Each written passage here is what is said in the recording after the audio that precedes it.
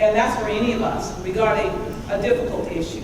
One of the first things is start with the end in mind. In your own head, what would you like the outcome to look like, okay?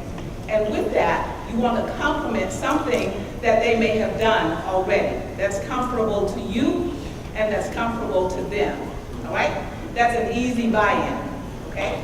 If mommy or daddy has done something or whomever, then you want to start and say thank you for whatever, right? Okay. And then clarify. You said early on that you might want to, as you get older, invite one parent if the parents are divorced or separated. That difficulty doesn't belong to you, but clarify what it is that you need from them. If you want dad there and you don't want mom there, ask mom if you can do something different with her. If you want dad there, if you want mom there and you don't want dad there, do the same thing. Say again? Okay? So then if you start with the end in mind, one of the other things that I'd like for you to remember is that everybody comes with something, dear heart. But everybody's something doesn't belong to you. Are you with me? Okay? Everybody has their own issue. Yes. But you don't have to make their issue your issue. Yes. Are you with me? Okay.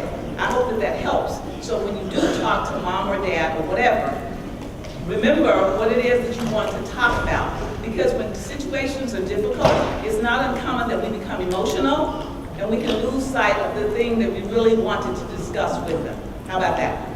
Okay? One of the things that I've had a challenge with in communicating with my parents is they are several generations older than me, right? And so I have to learn how to talk in a way that they can receive it. So sometimes we have to figure out, even though we want to say something to our parents, it doesn't mean that they're going to understand what we're saying. Do y'all have a hard time with them understanding you?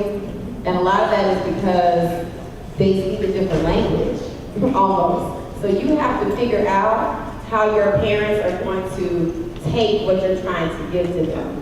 And you have to deliver it to them in a way that they will understand it. So for me, if I like to write letters, because I like to write out my feelings, if I write my feelings and give my mom a letter, she may never read it, because that's not the way that she's gonna actually be able to understand it. So you have to figure out, it's like a game. You gotta figure out, you know your parents, right? You think you know them. So how are you going to tell them the messages you want them to know about how you feel in a way that they're going to get it? So you have to really, really pay attention to how to communicate to them as well, and do it in a very respectful way, but it has to be the way that they will understand. So that'll help you. I'm Victoria Sipland again. And I grew up as an orphan. I didn't have a mom, I didn't have a dad. But I had an aunt who was very mean. So you really couldn't even talk to her. She was just so mean that I was so afraid to say anything to her. So I never asked her anything. What I did do was I had an uncle who I could talk to, and then he would talk to her for me. So sometimes you have to find that person that can actually talk to your parent or who your parent respects.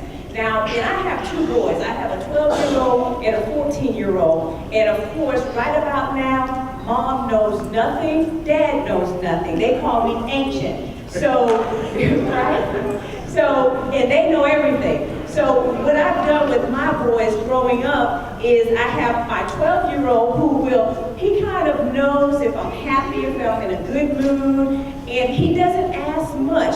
So he knows that when he does come and ask for something, that he probably will get it. But I have a 14-year-old, every morning he wants something. And as soon as you give it to him, he's going to ask you for something else. He's never satisfied. But what he does is he'll say, okay, Mom, I'm gonna mow the lawn. So because he says he's gonna mow the lawn, I know it's something else coming. So you have to really get to know your parents. If you know they're not in a good mood, maybe you want to ask later, and don't force them to do things last minute, because sometimes they'll have a field trip, then they'll come to me the morning of the field trip permission slip is due along with the money, then they want to say, Mom, you need to sign this, and they've had it for 2 weeks.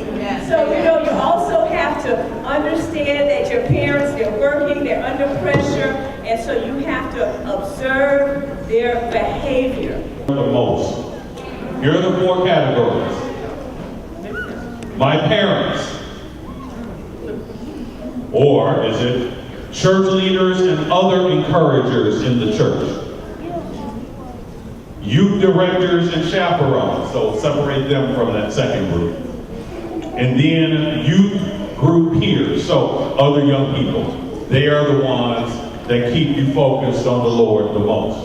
All right, let me give you the categories again. Parents, or church leaders and other encouragers, youth directors and chaperones, so people who brought you to the conference, and or youth group peers, meaning your young people. Youth directors and the chaperones. All right, and the last two is your other youth keep you focused. If your other youth keep you focused, then stand up. Make you comfortable because you're your parents, and then church members, they do a lot because they know where you come from. They have more of a, not a friend relationship, but more of a, you can tell them things and they won't get mad at you type of thing. But also just people, not my age, but a little older because they know where you come from. And they also, they have better advice than older, not older people, but older people.